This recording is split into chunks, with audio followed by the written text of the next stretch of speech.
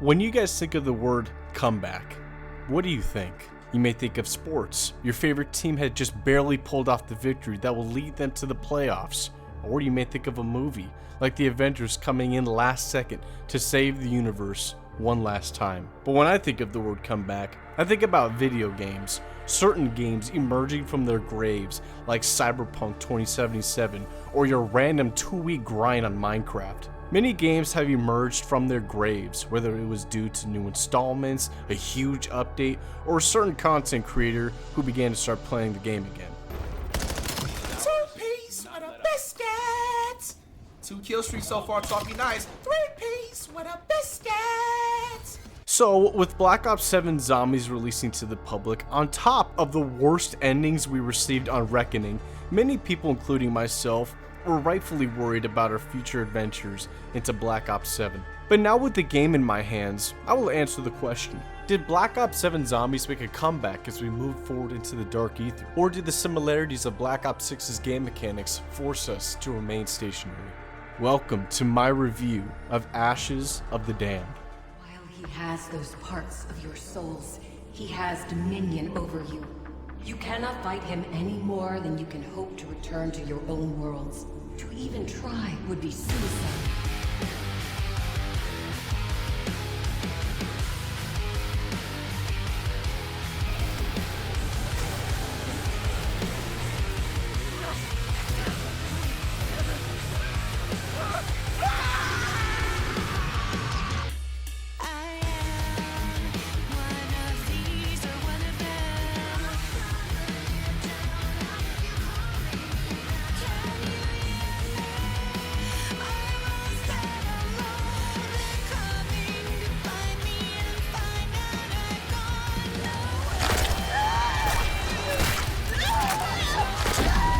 Oh shit, that's bad. Shit.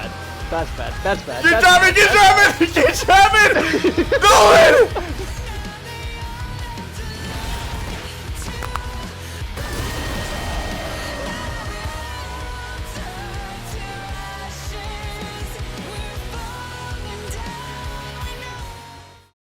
To answer the question I asked in the beginning of this video, there will be a few topics I will be discussing, such as the map's atmosphere, the story, gameplay, and my overall enjoyment of the map. Let's start with the map's atmosphere. We are finally in the Dark Ether. No more tiptoeing around it. We are now here to stay until our souls are returned. We spawn in the front of what's left of Janus Towers, the ground deformed, and one of the towers has fallen. Immediately the setting and tone is night and day from Reckoning. The destruction has passed, and this is the aftermath. But this is the beginning of the largest zombies map ever made. What lies ahead are tragic, horrific, and disturbing places with stories that equivalent their setting. A farm owned by the Van Dorns, who are cannibals and consider everyone who isn't their own as meat. A Russian cosmodrome, where one of the staff members gets manipulated into doing a horrible act due to his work becoming undermined and stolen by one of his higher-ups. A log cabin, where a director is consumed by his obsession over making the perfect film, which leads to him murdering his one and only co-star. A diner where an unfaithful wife orders her newfound lover to murder her husband, but she becomes incredibly anxious with the thought of someone finding out about this elaborate scheme of hers. So with her new lover, they kill anyone who even looks at them the wrong way. And finally, the central part of the map, Ashwood, a western town where the Warden had originated from. After the Warden tells us a story about a past betrayal he was on the wrong end of, it really does make Ashwood feel like the heart of the map. This place was a part of the Warden's life, which adds more depth and knowledge towards the Warden, given the minimal knowledge we have about him. Another way Ashwood feels like the heart of the map is due to the upgrade station for Old Tessie. Tessie is an essential part of the map for when you want to traverse through the fog. If Ashwood is the heart of the map, then the fog is the imaginary monster under your bed. What lies in the fog are new or returning areas we've seen on previous games. There are also some mini Easter eggs and flowers to receive loot from. This all sounds fine and dandy, but this place is nothing but chaotic, with Ravengers constantly hopping onto your car, forcing you to take evasive action to save your car from destruction. But when your car breaks or you decide to get out and have a stroll, you better be equipped to deal with the overwhelming forces the fog puts in your path. The fog is by far one of my favorite parts on this map. It's always a thrill driving from one POI to the next while trying to evade landmines and Ravengers. The feeling reminds me of Nocturne Toten, where in the beginning of your game, you want to keep the zombies outside of the map as long as possible, because as soon as they make their way through the barriers, that means it's go time. The same rule applies for Tessie. Once it breaks, it's go time, because becoming swarmed by fog zombies is going to be inevitable. There is no stopping it. There is no time to breathe. The fog will test your limits even when you're fully equipped. I'll dive a little more into the fog on the gameplay section, but as I was saying a little earlier about the map's atmosphere and how certain places have different tones, besides each of these locations obviously looking different from one another, a cool detail about each location is wherever you go, all the zombie models change. Ashwood is full of cowboys, Exit 115 is homed by waitresses and truck drivers, the Cosmodrome is full of astronauts and scientists, and so on and so forth. I also appreciate each location's source of lighting. Exit 115 is lit up with neon lights, Ashwood is lit up with its destructive flames, and Van Dorn with a few street lights around the perimeter of the map, but its main light source is the map's skybox, a shattered sky with the radiant portal with an unknown origin. This skybox isn't as ravishing as the one from the tune, but its simplicity gives more room for all the other POIs to shine. One little nitpick I have with the map's atmosphere is with the areas where you need to turn on power. Every light in those areas are all on before the power switch is on. The only thing that isn't turned on is our perk machines. A map that had all of the lights off before you flipped the power switch was D Machine. Of course, the power switch's main goal is to allow us to get our perks and pack our weapons, but another important thing that all players need to have for a better playing experience is to see. Let us struggle through the darkness so that when we make it to the power switch and light up the map, that journey would make the power switch much more special. But I do love that the power switch is back, and it adds more to the map's progression and its atmosphere. The final detail I will talk about the map's atmosphere is its sounds. Whether it's the revving from Old Tessie or the Xursa's roar, sounds to me are as important as the map's looks. I primarily want to focus on the fog, considering that this is the scariest part of the map. Next time you drive through these places, just listen. Most of the time when you play zombies, the only time you'll ever hear music is either when you're next to a perk machine, completing a round, or progressing through the Easter egg. But one exception on this map when you hear music is when you progress through the fog. The music has a daunting, eerie tone to it with the sound of someone breathing on top of that. Mix this music with the sounds of the Ravengers and many zombies also really push shivers down my spine. But Treyarch nailed the fog with its looks and its sounds. It really is the highlight on this map, and the atmosphere this map has blessed us with is better than every map on Black Ops 6 combined. The Tomb being my favorite looking map in that game, but with reintroducing multiple enemies, the return of the Ice Staff, and the annoying characters we had to listen to over our comms, it doesn't even come close to Ash's atmosphere. But I'm getting a little sidetracked, so let's move on to the gameplay. Now I'm going to start this section off by talking about the side Easter eggs.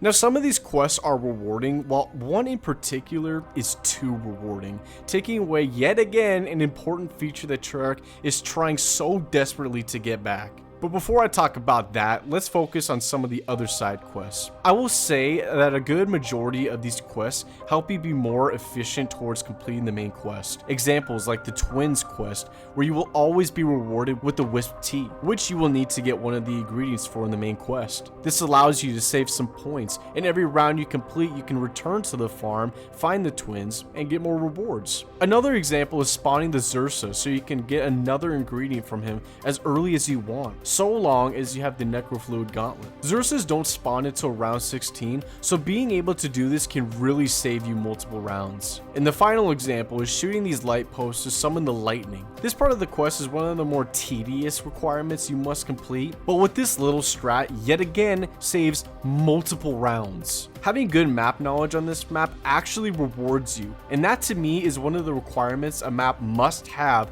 to be an enjoyable playing experience for me.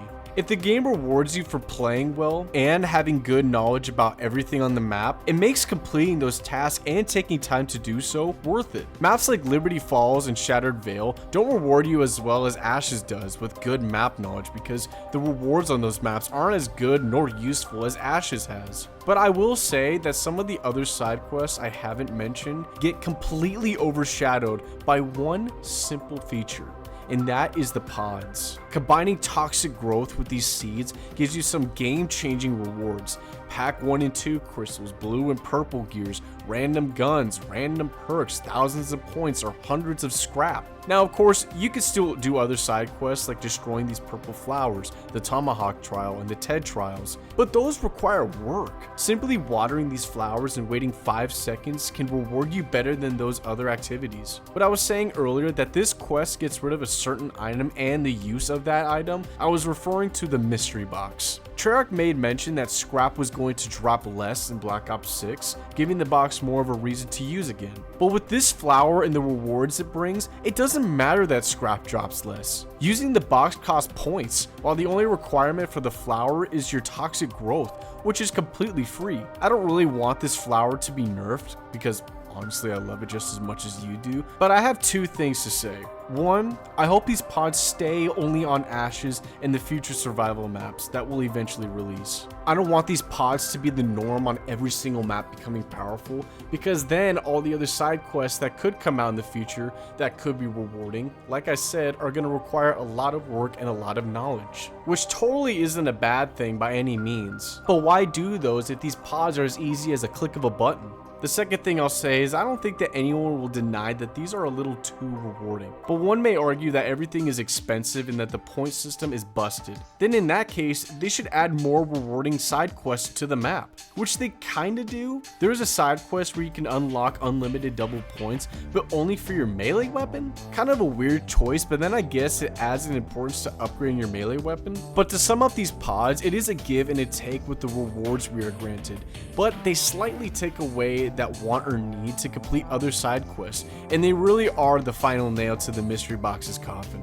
And now to finish up the side quest section, I will say that most of these quests favor helping you progress through the main quest, which isn't bad at all. But what I will say about that is not every game I am going to be attempting the main quest. I'd rather do other side quests that would help me more on my progression towards becoming fully equipped. And this map doesn't have the best quests I've ever seen before. I think some of them could have been more creative and had better map exclusive rewards, but what we got, in my opinion, is satisfying enough. But what's even more satisfying is traversing through the map. Old Tessie is just a beast. Being able to add a pack-a-punch machine, which is also a booster, is just too damn cool. The other upgrades on Tessie are really cool as well, but the best part about Tessie is how much she is involved with the main quest. She's not just essential for traveling through the fog, but is also needed to open the map, completing certain steps on the main quest, and obviously the final boss, which I will talk about in a little bit. The addition to Ted is obviously cool, as he is essentially our tour guide through Ashes, but he also has that dark sense of humor he had back in Transit. But back to Tessie. I love how whenever you add an upgrade to this car,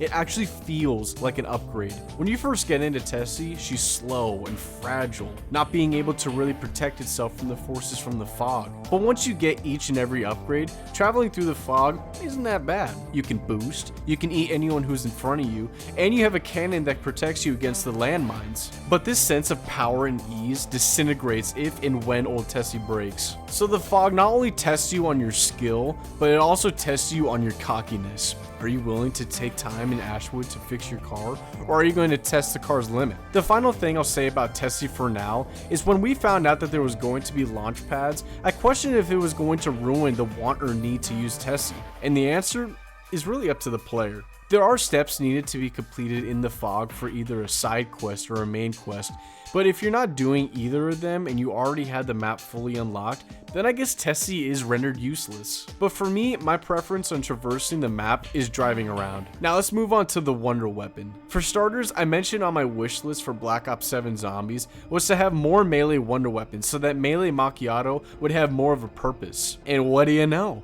This wonder weapon has an amazing melee feature, which heals the player after a successful kill. As small as that is, it really does add incentive on purchasing Melee Macchiato. But now let's talk about how you get the wonder weapon. Again, another W for Tessie is that you need to drive this car for unlocking the Necro Fluid. But getting this wonder weapon is actually fun. Getting an upgraded weapon so that you can take out the Uber Klaus, which is literally the first step, is going to be very important to do. You also unlock and use Klaus, you use Tessie, and you use the launch pads. Having to unlock certain map features and using what the map has to offer is brilliant. An example of a map that did this on Black Ops 6 was the Beam Smasher on Terminus. Having to acquire dead wire using the boat to get to each of the islands were what made getting that weapon for me fun. And Ashes has a great flow for unlocking the wonder weapon. So, how is it? I think it's pretty fun to use, but it does require skill and good timing. If you're a trainer like me, shooting the needles on the ground and timing it so that when your horde is hovering over them and you blow them up with perfect timing is a little difficult. I think this wonder weapon is pretty creative, and if used right, it can be a great tool for your arsenal. But I don't blame anyone who doesn't like this weapon, considering that pointing and shooting isn't the greatest use of this weapon. But I am a fan of this weapon, and I hope to see more creative weapons like this in the near future. Now let's move on to the main quest. My lord, this is the best modern main quest we've ever gotten. Everything, and I mean everything on this map, gets used for completing the main quest. Each location has an importance throughout the quest. Not a single space is wasted on completing this challenging quest. And yes, this quest is hard. That's why I adore all of the side quests to help you save rounds by completing them. The first time I attempted this quest, I was on round 41 when I reached the final boss. With my latest attempt, I was on round 30. I could have saved a few rounds, but nevertheless, taking these shortcuts are so worth your time. Now the flow of the main quest is just perfect. It's so good. As you turn on the power in the beginning of the game, you can grab parts. There are also certain equipment you can use which are scattered around the map. And the step on getting the keys in the fog is my favorite part of this quest. It's tough, it's grueling, and on top of that, there are no breaks because the fog zombies won't stop spawning, and the keys apply a debuff on you, making this step even harder than you thought it would be. Then each POI has its own challenge. And then it's boss time. There were times on Black Ops 6 where I would be doing steps on completing the main quest, and I would straight up space out because of how easy some of those quests were. But this map has me locked in from start to finish. Some of the later steps require precise planning and damn near perfect execution, and that is what a quest needs to have to be good and memorable. But now let's talk about Vitharion. I don't know if I'm saying him right, I'm sure I'll be scolded by it in the comments, but whatever. I'm also making this video pre-nerf, but I get the general idea of what the nerfs entail. So I'm going to compare this boss to Richtofen on Reckoning real quick, because both of these bosses were complained about by the players for being too hard. And what I'll be discussing is the difference between a fair boss fight and an unfair boss fight. For Richtofen's fight, there were two phases. The first had Richtofen in a mech suit shooting energy mines that would kill you almost instantly if you stayed in the field for too long. He also spawned in other Klauses that would either blow up in your face or shoot even more energy mines. This will lead you to be constantly running around, killing ads and avoiding the boss until everything is clear. That part is fine.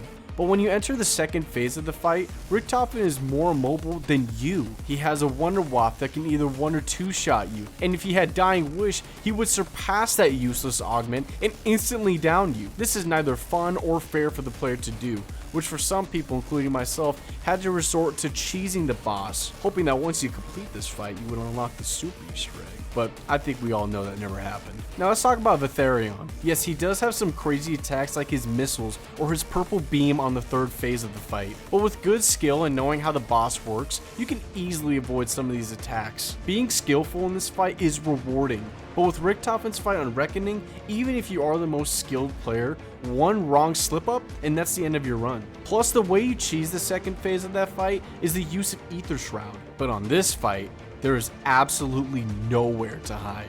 It is up to you against the boss, knowing exactly where you are at all times. So with that comparison out of the way, let's talk about the fight. There have only been a few bosses in my gaming career that had given me a run for my money. Consort Radahn, Rick the Door Technician, and Vitharion. With those fights, you could be using the best weapons in the game, and you'll still feel like you're tickling the boss. There is no cheesing the boss, there is no easy way, just skill and quick thinking.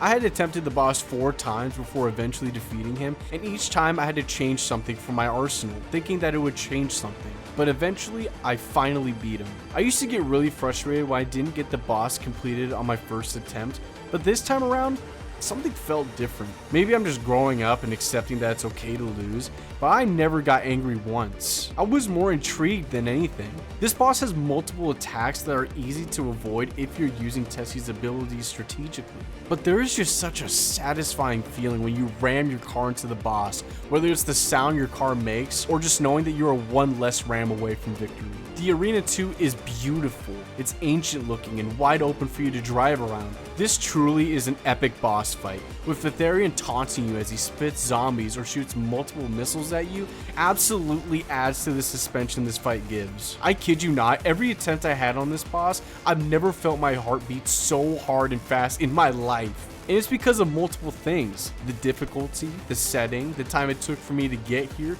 the music, constantly looking at the health of my car or looking to see if there are healing pods anywhere. There is not one thing I'm not focusing on while I'm in the arena. When a boss can make me feel so small, weak, and fragile, then I believe this boss has earned the title of being called a fantastic boss battle.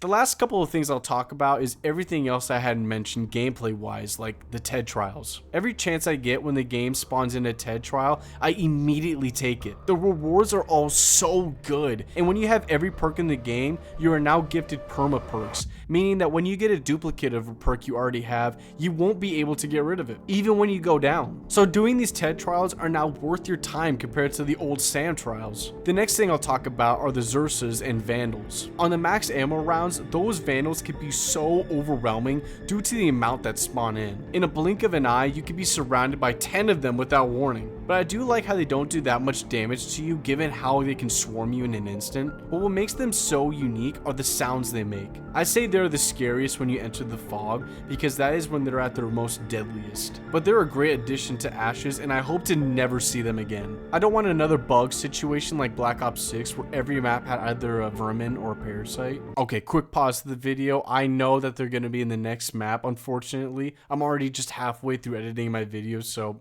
please forgive me. Back to the video. But now let's talk about the Xursa. My thoughts on him haven't changed since the beta, but I think that he is a great addition to the map's difficulty. He becomes a primary target when he enters the premises, and for a good reason. The zombies are an anxiety builder when they color your screen red and tick constant damage towards your health bar. The Xursa is also fast and deals crazy amount of damage, and he can interrupt any sort of strategy you have on completing rounds. I think I've talked about everything gameplay wise, but if I missed anything, leave a comment down below letting me know what I missed. And while you're at it, and if you haven't subscribed yet and you want to see more content like this, it would help me out a lot if you guys sub to the channel. Now let's move on to my thoughts on the story of this map. With the way Reckoning ended, I was severely pissed off. Why would they bring back our old characters and mix them with our new crew? I didn't understand it at all, and I felt like they had just given up on Requiem, knowing that people would be excited to see the old crew return. I thought at the time, this is it. We have officially reached rock bottom. But when the intro cutscene released showing us what happened after Reckoning, all I could say is that I was nothing but hooked. I was filled with so many questions, anxious on getting those answers ASAP. But now we have the game and some of my questions can be answered, like how is Requiem going to be around our OG crew? Now there are two examples I want to talk about that will answer this question. One being the relationship between Carver and Richtofen. In the cutscene where the entity is telling us the Warden's purpose and role in the Dark Aether, she mentions how Requiem was sucked from the universe and why they're here. After she finishes explaining, Carver, knowing this Richtofen is different from the one from his timeline, still blames Richtofen for the reasons I'm being here. Obviously Richtofen is confused, being blamed for something he didn't do, but no matter what universe this Richtofen's from, Carver will never want to be around Richtofen, or even trust him with that matter. The next example I'll be discussing is Dempsey's flashback sequence. In this flashback, we see Dempsey, Strauss, and Weaver are on a mission observing a temple,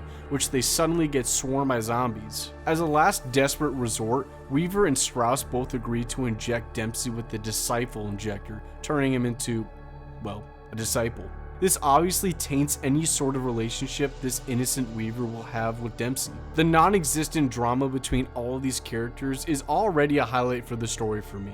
The next highlight for me is the setting we're in, the Dark Aether. No more boring maps dating back from Cold War to Black Ops 6. Now we are in a realm full of places from past, present, future, and alternate versions of a place in time. The amount of creativity Treyarch can finally do is endless, and Ashes feels like only a taste of what's to come. The final thing I'll talk about are the new characters. The Warden off looks alone looks like such a badass, with his words being as powerful as he is. When he says something, he's going to do it. Every boss we will be fighting from here on out are Shadowsmiths turned into abominations that are created by the Warden. So yeah, this dude is him. Honestly, besides Richtofen, the Warden has the potential to be one of the best villains in COD Zombies. The next character is the Entity, who acts like a helping hand on our journey to free the Shadowsmiths from their bond towards the Warden, and to help us get our souls back. I'm really hoping this isn't Sam, considering that would be the obvious choice,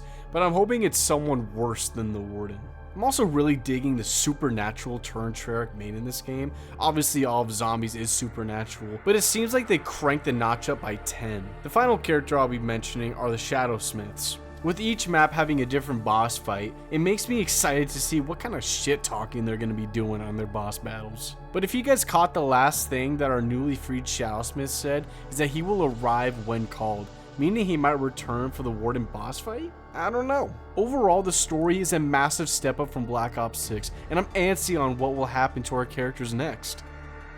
So returning to the question I asked in the beginning of this video being, did Black Ops 7 Zombies make a comeback as we move forward into the Dark Aether? Or are the similarities from Black Ops 6 game mechanics forcing us to remain stationary? Throughout this video, I made a few comparisons from Black Ops 6 to 7, and all of those examples prove that Black Ops 7 improved some of Black Ops 6's downfalls. But with all of our augments, gobblegums, point and scrap system, and armor mechanics returning in Black Ops 7, it's impossible not to call this game Black Ops 6 2.0. But with many improvements and additions this game has to offer, it is also undeniable that this game is a major step up to Black Ops 6. I haven't talked about Curse Mode yet because I'm going to be making that a separate video, but with the addition of Curse Mode, the story, Ashes of the Damned, changes to the augment system, changes to multiple in-game mechanics, and Treyarch knowing what went wrong with Black Ops 6 are all reasons why Black Ops 7 made a comeback with the failure of Reckoning. So with this question answered, I want to ask you guys a question that I want you to ponder over for a little bit, and that being, did Black Ops 7 ruin the legacy of Black Ops 6? I'll be talking about that in a future video to come. Alright guys, that's the video. I hope you guys enjoyed, and leave me a comment down below what you guys would give Ashes of the Damned out of 10. Personally, I would give it an 8 out of 10. With the lack of fantastic side quests, does dock it down a point for me, but I don't want to give it a 9 because I'm still in the honeymoon phase. But overall, this is a fantastic map. So if you guys want to help a small YouTube creator out like me, leaving a like and subscribing would mean the world to me. I'm trying to reach 1,000 subs by the end of the year, and I cannot do that without you guys. So thanks again for watching. And as always, if you guys want to spank my pills, I will not stop you. Have a good one, guys. Take care.